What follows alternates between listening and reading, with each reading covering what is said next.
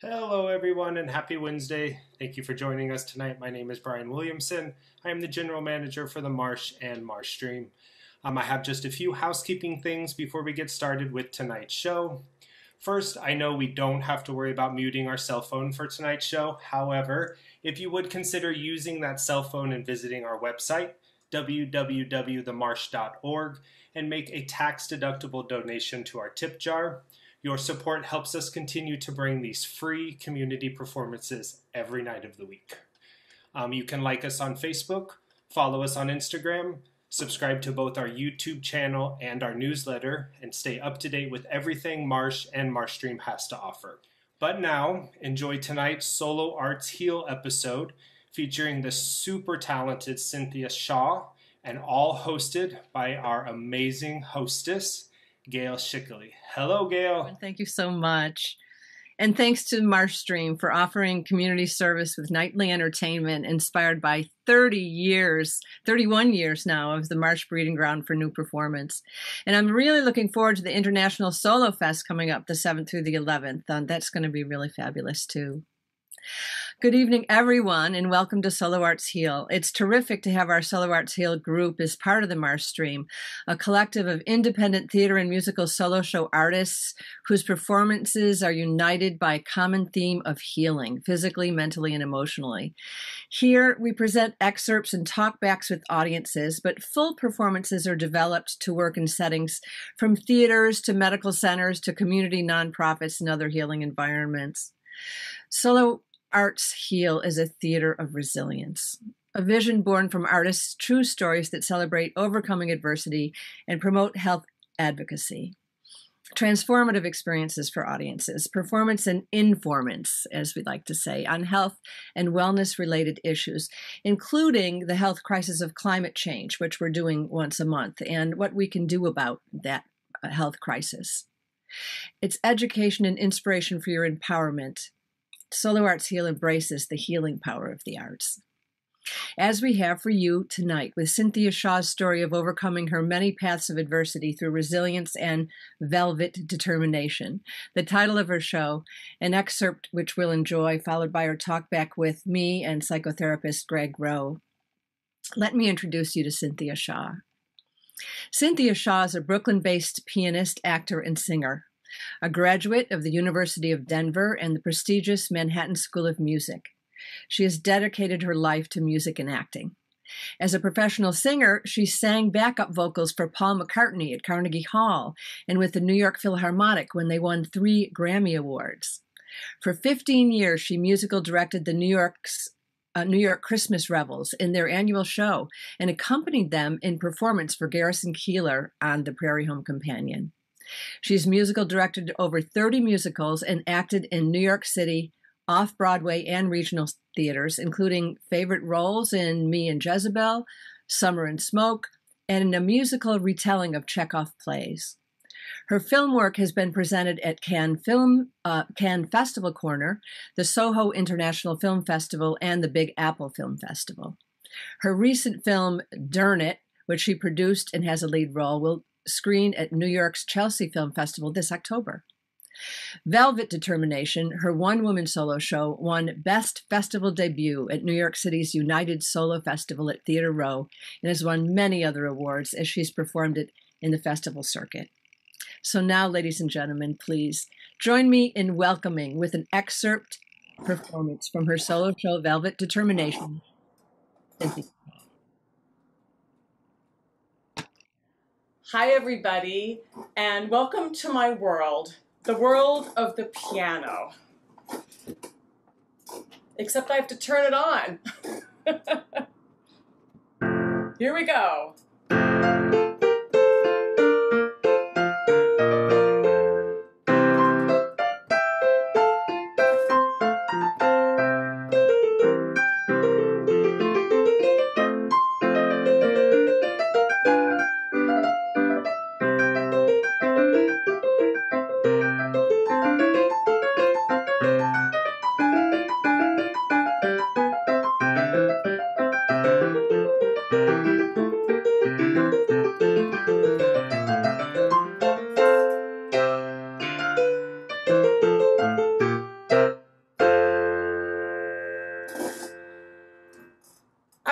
playing classical piano my entire life.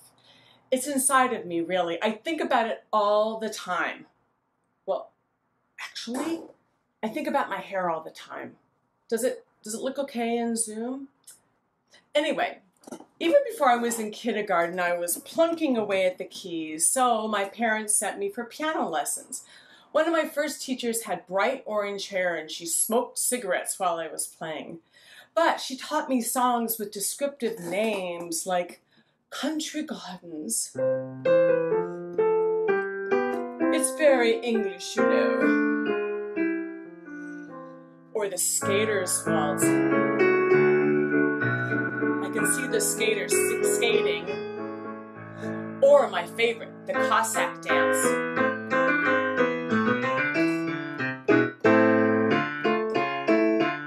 They're on the Russian steppes right now. Playing the piano was so fun, and if I made a mistake, it didn't really matter. When I was 7 years old, my mom and I were in the waiting room of my pediatrician's office, and what did I see but a New Yorker magazine? I picked it up and I read, Goings On About Town. And there were all these listings for performances. The Beatles were performing at Carnegie Hall. There was a musical called Oliver, a comedy called The Odd Couple, even a play called Christmas in Las Vegas. And they were all happening in New York City. New York City, what kind of magical place was this? New York City. I wanted to be there and not here. And by here, I mean Pueblo, Colorado.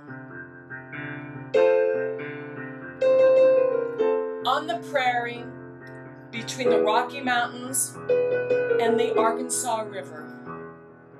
Right smack dab in the middle of nowhere. Pueblo was called the Pittsburgh of the West because the main industry was the steel mill. But Colorado people called it the armpit of the West because the mill reeked of this metallic, rotten egg smell. This is where I grew up, and this is what I played. This is supposed to be Bach. Oh, our poor old piano was so beat up and beyond repair. So my folks splurged and ordered a new piano from back east. But what we called any place east of the Mississippi River, back east. When the new piano arrived, I played my Bach on it. So much better, right?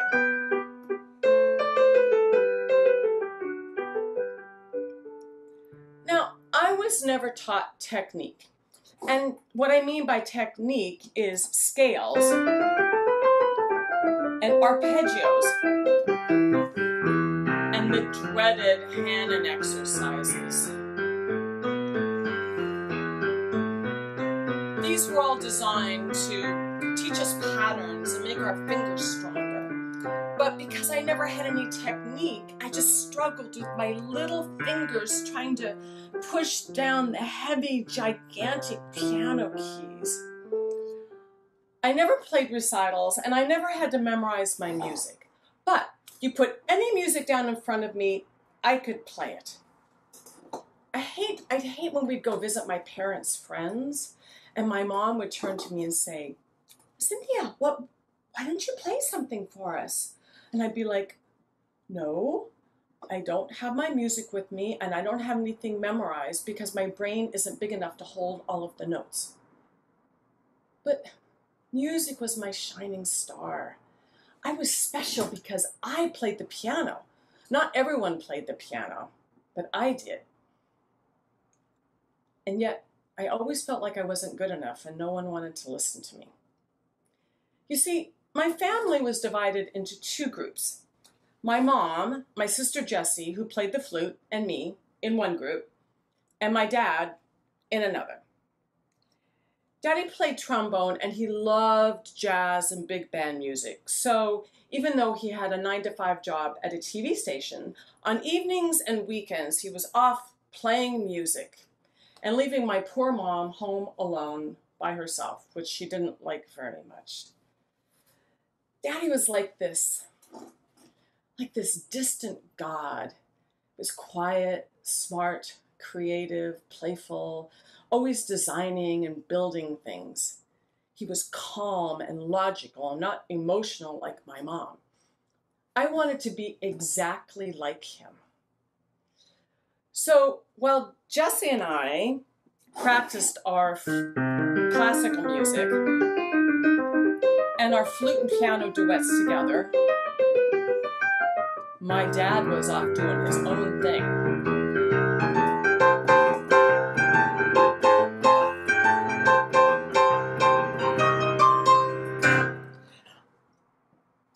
It was only like 10 years ago that I realized that musical families play together. Like the whole family, all the time. I mean, the Von Trapp family did, the Carter family, even the Partridge family on TV, but not us. My dad only played with this blind jazz pianist, Leon Dudley. And as a kid, I thought, well, Daddy doesn't play with me because I'm not blind. You know, kid thinking. Even when I was in high school, he would play gigs with jazz guys from my class, and he would come home and wax poetic about them. I was jealous. I wanted him to play with me. It was like jazz was Daddy's territory. It was like this private club that I wasn't allowed to join. Daddy was a jazz musician. I played classical. And Daddy kind of looked down his nose at classical, but my mother loved it. So she found our piano teachers, she took us to our lessons, she made sure we practiced. But because she wasn't a musician, her support didn't mean as much to me. And she resented my father's music making and his lack of involvement in our family life. She so desperately wanted him to be in our world, and he was not. And it was all music's fault. And even if we were together, we weren't. One time she convinced my dad to take us all to the Great Sand Dunes National Park. So while she and Jesse and I climbed the dunes, laughing and joking and having a really great time, my dad was in the parking lot, standing outside the car in his good shoes, smoking a cigarette, tapping his foot and waiting for us to finish. At nighttime, I'd hear my parents arguing, my mom's shouts, my dad's silence. It got so bad that my mom couldn't take it anymore, and she ran off to the mountains, her purse full of sleeping pills. My dad was frantic. Thankfully, she came back. Whispering hold, oh, gentle thy voice, making my heart in its sorrow rejoice. That's Whispering Hope, an old Victorian song. My grandmother Mimi, my dad's mother, taught it to Jesse and me when we were kids. She had been a silent movie pianist in Oklahoma, but had made a bad marriage to my grandfather and ultimately escaped with nervous breakdowns and pills, running away. Everyone was always running away, wishing they were someplace else. I guess that was safer and easier than saying what it was you really wanted or expressing how you really felt. We didn't do that.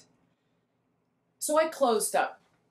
My mom told me I was a cold fish, but I just felt like a beautiful box on the outside and empty on the inside.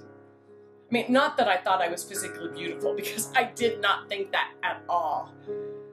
I just felt fake on the outside and not good enough on the inside.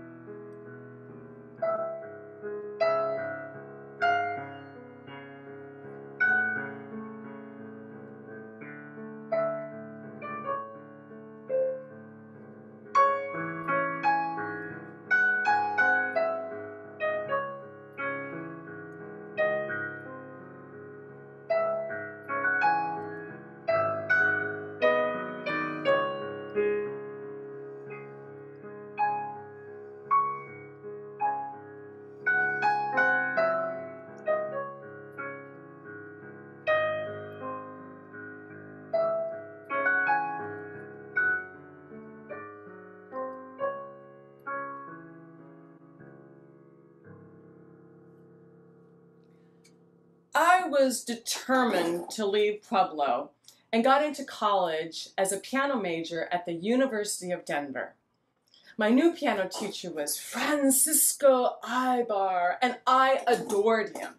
At one of my lessons, he boasted, "Last week in New York, I ran into the very famous pianist Rudolf Serkin at Pedelson's, and he asked me what tempo I take the slow section of the Brahms B minor Rhapsody."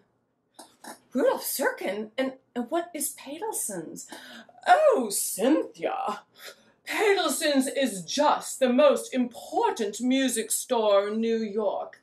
It's right behind Carnegie Hall. You'll go there one day.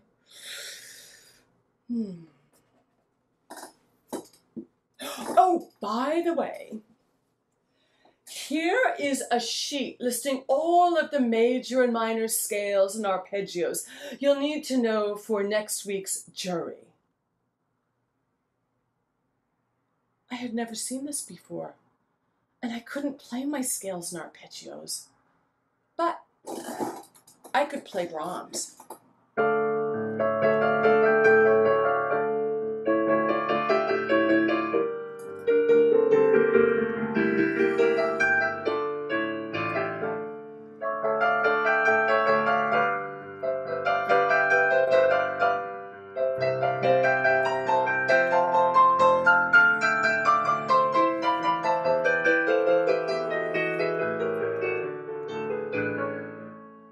And with that, I won the annual concerto competition.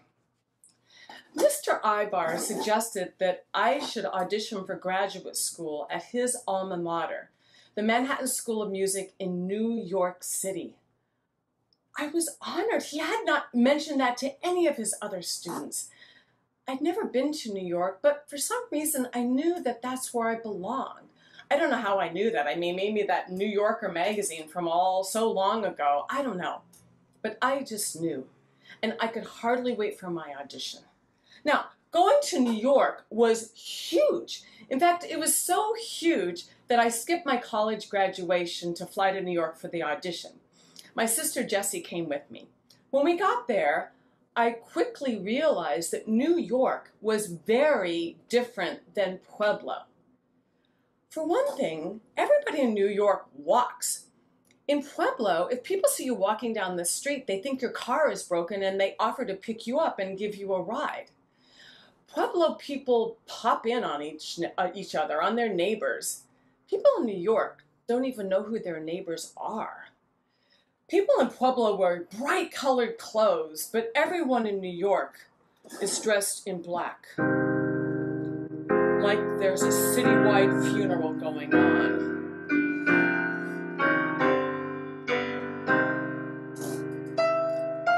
Men in business suits walk down the street licking ice creams, cones.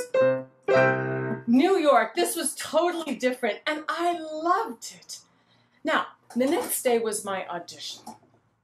Jessie and I decided to walk to Manhattan School of Music. It was over 2 miles, and by the time I got there, I was totally exhausted. When I walked into the audition room, there at this long table were all these old, wrinkly piano teachers. It kind of looked like that famous painting of the Last Supper. Oh, hi, I'm Cynthia Shaw, and I'm from Pueblo, Colorado, and I'll be playing Beethoven.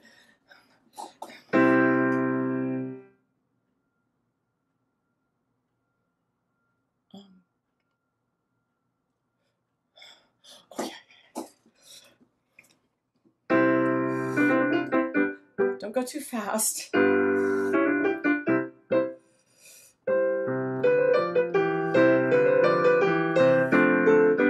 Slow down. Don't go so fast. Wait, how's this go?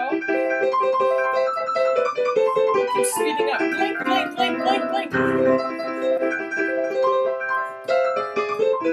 They're all staring at me. I'm doing terrible. I don't know what to do. They want me to stop.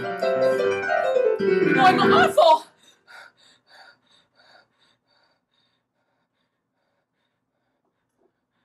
I didn't get in. I wasn't good enough. My life was over.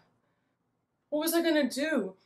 Stay in Pueblo and work at McDonald's? I had to get out of Pueblo. I wasn't going to be like my dad and spend the rest of my life, waste my entire life in Pueblo. I had to leave Pueblo. I had to make it in New York.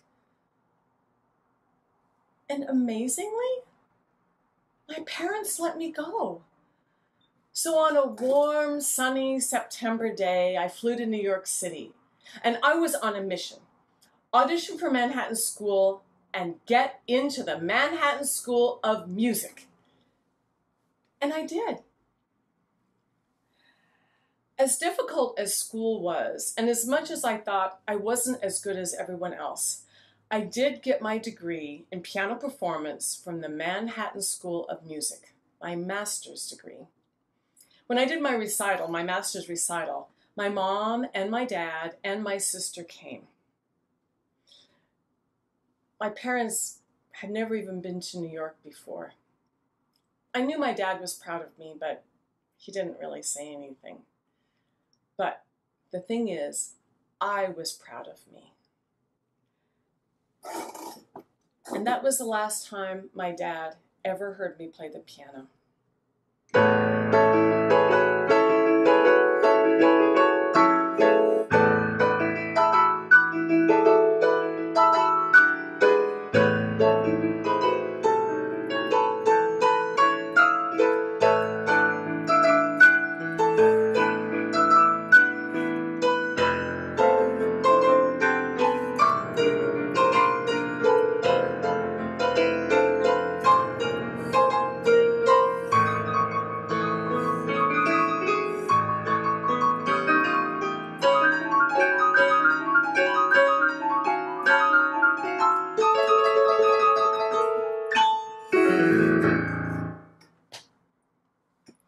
Thank you. Thank you, Cynthia. That was a fabulous performance. Thank you so much for that. Oh, thank you. Thank you so much.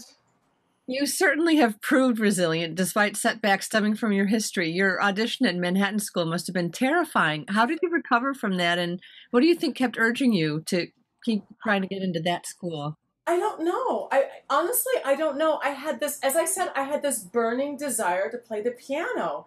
And I auditioned, and when I got home back to Pueblo and I got the letter saying I didn't get in, honestly, I wasn't surprised because I knew my audition was not good. But I just had this thing. I had to go to New York. I had to get into school. I had to be there. I just had to be there. I don't know what it was. I had this drive, really, really, really strong drive. Well, that's great. Well, we may talk about that more when we bring Greg into it. I want to ask you, this excerpt is 20 minutes. And how long is the full show? And how many pieces of music do you perform in it? Well, I actually, it's hard to imagine, but in this, what I just did just now, I performed 20 pieces. There were a lot of them were little snippets, but in the regular show, which is about, well, the last one I did was 45 minutes. It can be as long as 55 minutes, around an hour. I probably perform 40 pieces, using them as examples for various and sundry things. Yeah. So what else happens in the show? Well, the first place, I have a hard time finding a place to live, and the first place I live is a place called the Salvation, it's a Parkside Evangeline Salvation Army Home for Women, and the practice room is in the basement, which is boiling hot, so I can't practice there. I finally get a studio apartment. I move in there only to discover that my neighbor hates piano practicing, and he's constantly knocking on my door to make me stop practicing. I get a carpet, and then I have this gigantic grand piano, and my friend and I try to move the piano onto the carpet, and it falls over flat on its back. My piano teacher at Manhattan School was quite the old school piano teacher, and I do this whole segment about her teaching me how to play this Bach partita and how I have to love the piano. And like she would call her students in the middle of the day all the time to ask to see whether they were practicing. So all these all these crazy all these crazy things happened. I mean, nothing bad happened to me, but I just kept having these setbacks. But all the time I was just like focused in getting into school, and I did get into school. You were focused. You were. You really I was, yeah.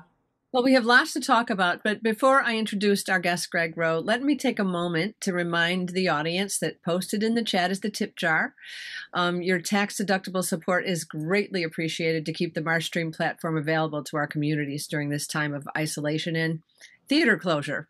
70% of Marsh funding comes through ticket sales, and for this, we're counting on your support. Also, we encourage comments and questions from the audience, which our Zoom audience may post in the chat, or to our YouTube audience, you also may pose questions, and our producer, Brian and Brianna, will help us keep an eye on that and get those comments to us. And all questions and comments will get to the performers, so we'll, of course, get to as many as we can in the live platform, but don't hold back. The chat is open now.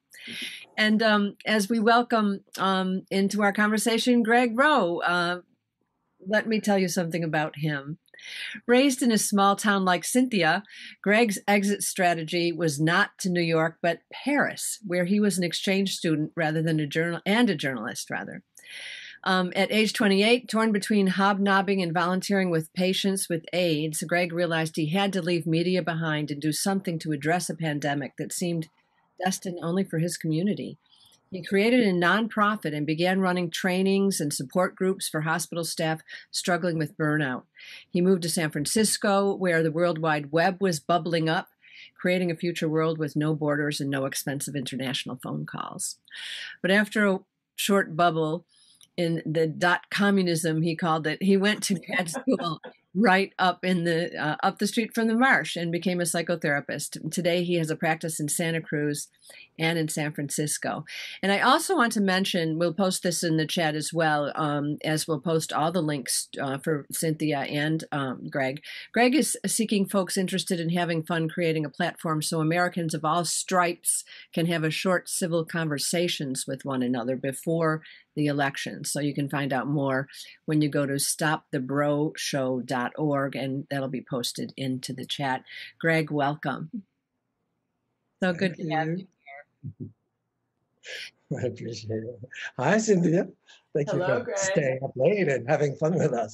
I know, right? Indeed. Cynthia is in New York, and in fact, your neighbors have been very nice that you're playing piano at this hour of the night. Yes. So let's start, Cynthia, with what prompted you to write this show?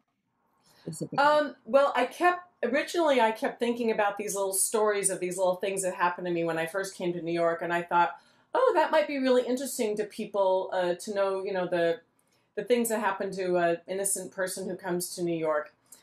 So that was the original thing, and I originally thought about it being a cabaret, actually, and I was looking for songs, but that just didn't seem to gel together, and then I started going to solo shows of friends in New York City, and I was like, wow, maybe I could do a solo show.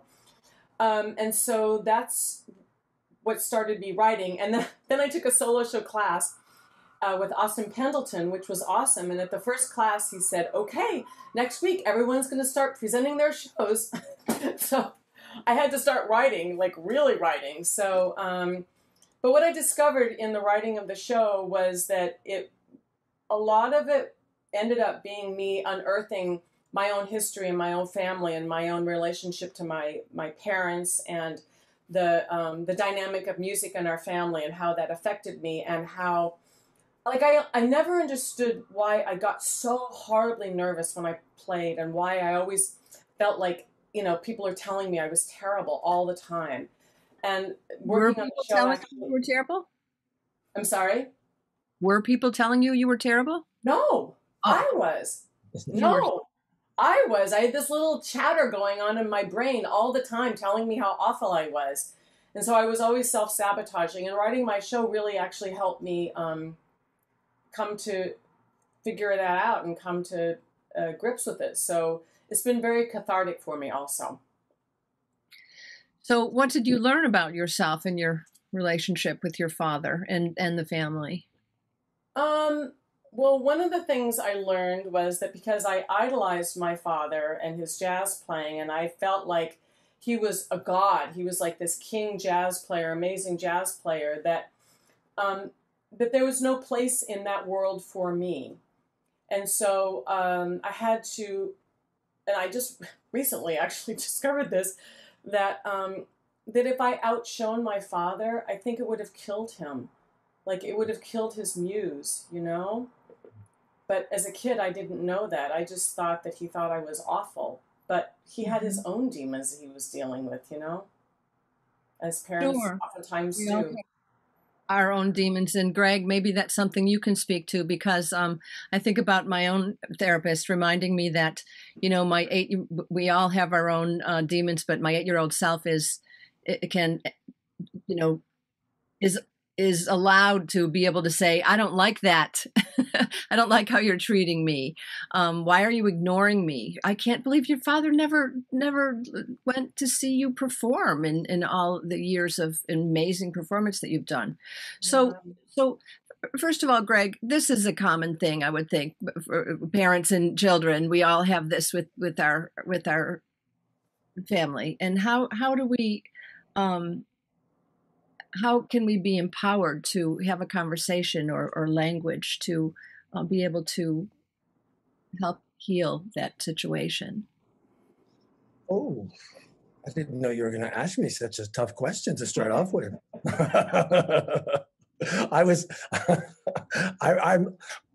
Here's what I was wondering. I was wondering if the Pueblo pediatrician who had a New Yorker magazine in his office in the 1960s also smoked cigarettes. I don't think so. No.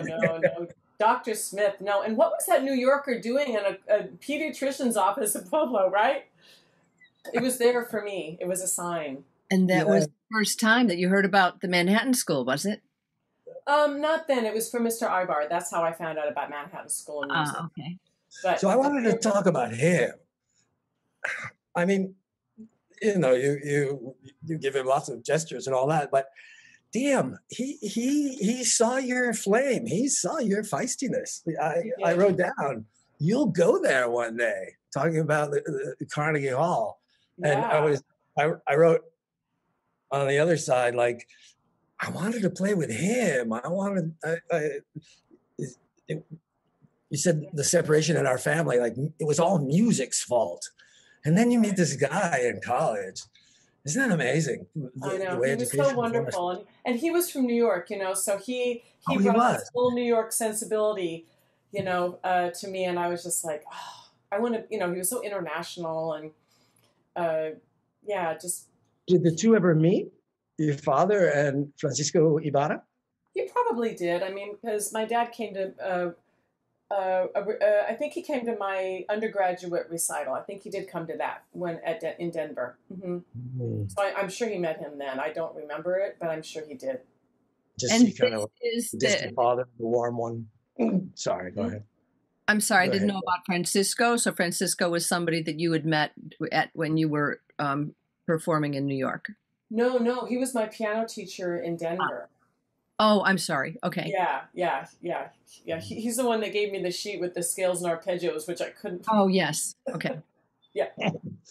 So to get back to your question earlier, a little bit of part of it, the answer to your question is, and I told Cynthia this during our prep time in rehearsing, is that I love, Cynthia, I love that you give us those beliefs, because as soon as she started talking about voices in her head, the shrink in me immediately wanted to know, I wonder what her core beliefs are, you know. And so a little bit later, you play them, you're playing this audition for us, which is excruciating. And suddenly we get to hear them. We get to hear all the voices, you know. I didn't hear I'm ugly or I'm this, but I'm sure they were all, you know. Yeah. How do you overcome those? How did you, I don't know. Well, I mean, I think the first thing is lots of auditions, right? I'm sorry, wait, say that again? You've been through tons of auditions, right? Yeah, but this is this is a big one. This was a big audition. No, I understand that. But I mean, how does one overcome such self-destructive inner voices when one works in a field where you're constantly being rejected? Well, actually, it has nothing to do with that. That has nothing to do with it, because people who are in performing arts are rejected all the time. That's just part of it, right? So that's not, no. I think it's more that, first of all, you have to realize that those voices are inside of you. That's number one. Number two, you have to realize that, because you give those voices truth, you know that those voices are telling you the truth, right? And when you realize that actually those voices are not telling you the truth at all, that they're voices that you've allowed to live there, but they don't speak truth. So when you kind of, at least for me, when I separated those and realized that those voices were old voices I was carrying from a long time ago, and maybe in writing the show, it helped me understand perhaps where they come from. I mean, honestly, the daddy section I've rewritten so many times. I can't even tell you how many times I've rewritten it. But I think that's really moreover what it is. Did you just say the writing of it helped you let go of them? Yeah. Ooh, look at that. Yeah, absolutely. Because I really had to think about it. I really had to think about it because when I first did the show 2 years ago, a friend said, you know, I love your show, blah, blah, blah, but I really wanted to know more about your relationship with your father. And I was like, oh no, shoot, darn it. I have to dig deeper. So that was good. Yeah. I did want to know, there's one piece that just, after you profess aloud to us all the harsh voices in your head, you play this lovely piece. It's quite forlorn. It feels like it's like late 19th century. Oh, the Chopin? Oh, was it Chopin? Okay. This one? Yeah. Yeah, it's a Chopin Nocturne. I played that when I was in high school, I think, and I always loved it. When I was putting the show together, I was like, oh, that's the perfect song for this spot. And do you use music as a, I don't know, to evoke an emotion, or to, if you feel, or on the contrary, if you're feeling an emotion like sadness, and you just play it out on a piano sometimes? You ever do that? No, I'm not one of those people. I don't. Yeah. I've seen that phenomenon, and as a non-musician, it you know, I use words, so I'm always surprised by that. Yeah, no, I don't do that. When I play or whatever, I'm actually, whenever I play or I sing too, whenever I do that, I actually feel full of life and energy and ideas. Like creating music really makes my creative juices, like when I sometimes I keep a pad by the piano because I'm like, oh, this and this and this and this and this. Yeah. It opens up my creativity, actually. It makes me feel very lively, it sounds. Mm-hmm. Yeah. Started here, you didn't feel good enough, so that came from a place really from your family, maybe, and your dad, and them not, and your mother too, not coming to see you perform. Yeah, I mean, I think my mom was caught between a rock and a hard place because she loved my father and she wanted the best for us, and she knew that music was important to us, but she also understood that music made my father distant and away. Mm-hmm. So because she's the one who helped me get grants and scholarships to go to DU. She's the one who encouraged me to come to New York. In fact, she's the one who, my dad said she should just go out to college, public. Go out there, don't she doesn't have to go away to school. My mom's like, no, she has to go away to school. She has to get away. So my mom really understood that. Yeah. We have a question from the audience. What happened to your father, and why was this the last time he heard you play when he went to your recital? I don't know why it was the last time he heard me play, because he died in 2007, I'm sorry. So, I don't know why he never heard me play. He never asked to hear me play. He never came to New York. He never, when I would call him and we'd talk on the phone, we always talked about his music. He never asked me what I was doing. I think that he was intimidated by me in some kind of way. And I think that by coming to New York, I think I did what he was afraid to do. And, if I could psychoanalyze my father, I think that a little bit. And What's it like to say that out loud? I'm sorry, girl. I'm Go ahead. sorry. Yeah. No, I think that sometimes I feel bad for him that he was threatened by his own daughter. Plus, the other thing was he played jazz, and jazz was like the thing, and classical music was just sort of like, oh yeah. So it was like Cynthia's taken care of. You know, she's doing her classical, so she's taken care of. I don't really have to, you know, worry about that. That's done. Not understanding that I just, you know, I wanted him to acknowledge it, you know, and tell me I was doing pretty good. Of course. And what happened to your father? He stayed living in Pueblo. He stayed living in Pueblo, and he and my mother eventually divorced, and he bought a house, you know, not far from where we grew up, and he dedicated himself to music. He a big band music. He arranged music. He wrote music. He put bands together. He played jobs. I mean, honestly, I think my father probably should never have gotten married. I think that he really just wanted to do music. Wow. Yeah. There's a couple of comments here just to let you know. Valerie David says, "Wonderful job, Cynthia." She was happy Oh, to show in hi, New York Valerie. City and catching a train on the crack of dawn tomorrow. So she's going to zoom out now. But she said congratulations and how Thank you, Valerie. And Ellen Taylor Sisson said, lovely watching you, Cynthia. Peter Michael Marino. He's my amazing director, Peter Michael Marino. Well, oh my gosh. Lots of claps and kudos to you. And Rhonda Muzek says, bravo, captivating storytelling. And later says, heartbreaking, getting back to your, you know, about your father, that he really hadn't, you know, supported you directly and talking to you, almost ignoring your career. Yeah. Again, back to you, Greg. Well, I'm just all excited. So I'm wondering if you would be willing to recount one of the stories that didn't make the cut, but that's really fun and worth telling, of some kind of like quirky family story or a quirky New York story, or anything come to mind. I don't want to put you on the spot either, but just in case. Well, I have this one whole bit when I lived in the studio apartment next to my neighbor named Jim, who was a writer. And so I started off by saying, I don't know if you've ever lived next door to a classical pianist, but this is what practicing is like.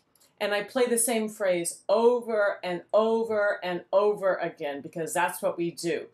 And that poor Jim was like beside himself, and he kept leaving notes under my door, you know, asking me to stop playing, you know, and that when I finally moved out of that apartment, I wrote a limerick to Jim, and I stuck it under his door, and the limerick was something like, I don't remember the first two lines of the limerick, but the end of it was, and I hope the next person who moves in here plays the drums. I was so mean, because he was always like banging on the door, and he wanted to, this is the thing, he wanted to create a red light, green light system, so that when I came home, because I worked a day job, he wanted to put red or green stickers on his door, and if it was okay for me to practice, meaning he wasn't home writing, he put a green sticker on his door, but if he was home writing, I couldn't practice, so he put a red sticker on his door. Oh boy. So tell me, did you ever learn to play jazz piano? Not really. No, not at all. I mean, I play musical theater, and I play for English country dancing, and so I do a lot of improvising with that. But and plus I do a church and temple jobs, and especially temples. A lot of them you have free flowing music, so I can improvise with all that stuff. But no, I never learned how to play jazz. It's sort of on my my short list of things that I'd like to learn how to do, but it kind of intimidates me, because I always thought that jazz players, like they just knew how to play. They didn't take lessons and study, that they just, you know, automatically could just sit down. So I couldn't do that. So I thought, well, I can't play jazz. So no, I don't play jazz. So I think about, I'm sorry, Greg? What's English country music? English country music? Yeah. So have you ever seen Jane Austen movies? Sure. The dancing that people do in Jane Austen movies, that's English country dance music. And there's a whole, oh my gosh, there's a huge movement in the United States and Europe of English country dancers. In San Francisco area, the Bay Area, there's a huge English country dance community. Yeah, so you should, if you go to the website Country Dance New York, CDSS, Country Dance and Song Society, they list all of the country dancing in the country, actually. It's great. Social dancing, people meet each other. It's really lovely. Mm-hmm. Gail, that's 3 times I've interrupted you. Oh, no, not at all. I actually wanted to get back to the question I posed earlier, because I do want to address, most of us have a problem in communication with someone or another. And when you have a father, I know, we love our parents and even in all their faults, it's just the nature of life. And but when you have a parent that really is, ignoring you or not really engaging with you, and you have 2 languages, the jazz and the classical, and they're just not communicating with each other, what kind of language might we use to, and it's not just kids, but adults talking to other people and our parents as we continue on, because these patterns persist in life. And I'll give you an example for myself that I always love, and that is my son was in therapy very young because my husband was ill and died, his father.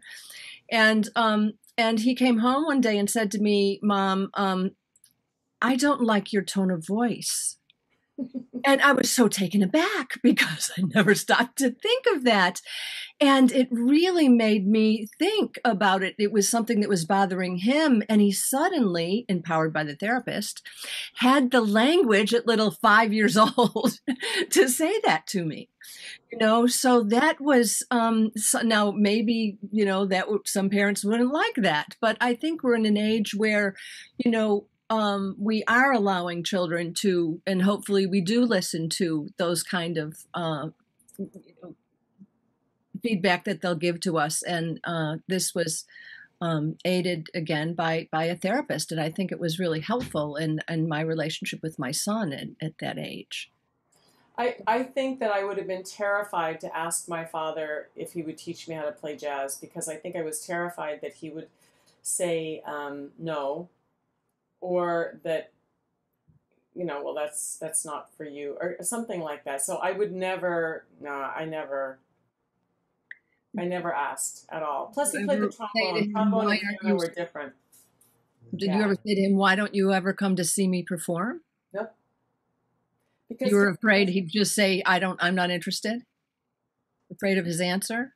Or I was afraid that, maybe I was afraid of his answer.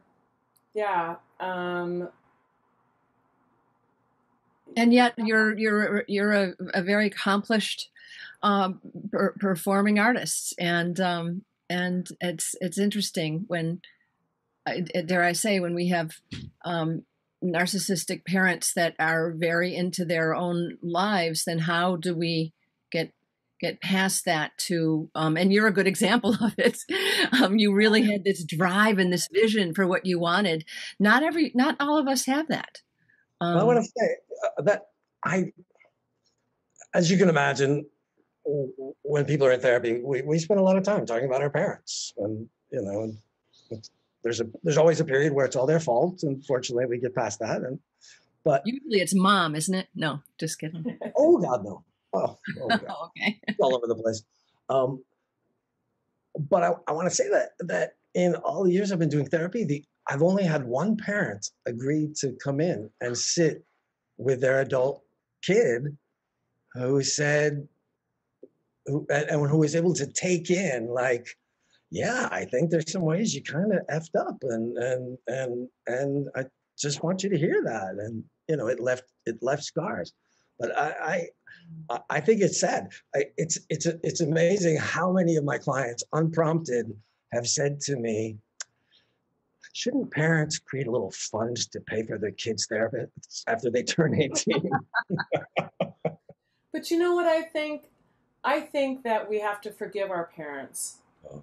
I truly believe we have to forgive our parents because I believe that unless they're totally messed up people who do evil things, which there certainly are parents like that, but most parents are just sort of mildly messed up, right, or whatever. But the parents are coming from their own backgrounds and their own parents, and it comes down generation after generation. So I think truly we have to forgive them because it's the only way that we can really heal ourselves. I can't change what happened. I cannot change the past, and I cannot change, anything. But what I can change is right now. And the only way I can do that is to forgive my father, and forgive my mother, and that's it. And I really believe that very, very strongly. Ultimately, And well, fortunately, these discussions go the other way too, because that allows a parent to say to their kid, well, here's the situation. Here were the constraints that you don't know about. Here were, Right. Et cetera, et cetera. So Right. that is a real gift. But something like that happens all the time in couples.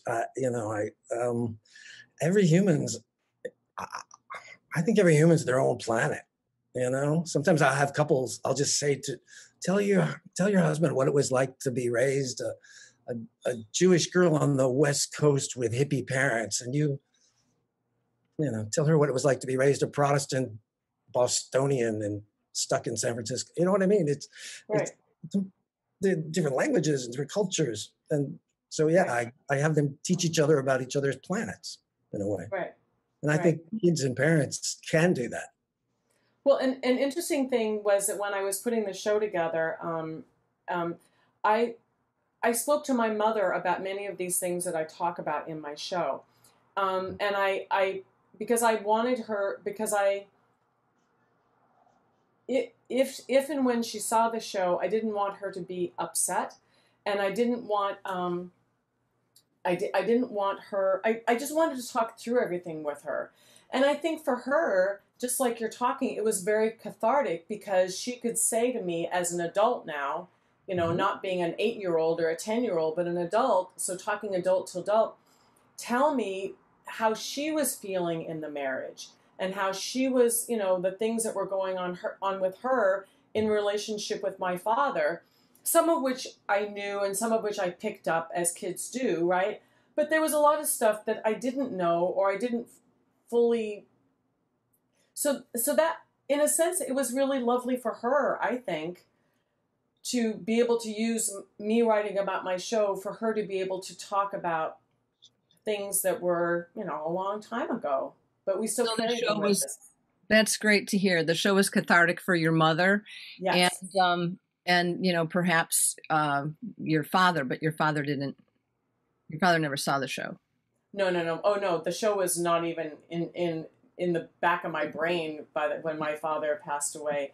But I do have to say that my father was very sick the last 6 months of his life, and I was able to go to Colorado a number of times, and it was probably, when I was there, I went to see him every day, and we spent hours talking, and I kind of felt like, and I said this to him, this is kind of, I know this is a funny thing, but it's really wonderful that we have this time now to really speak to each other, just talking.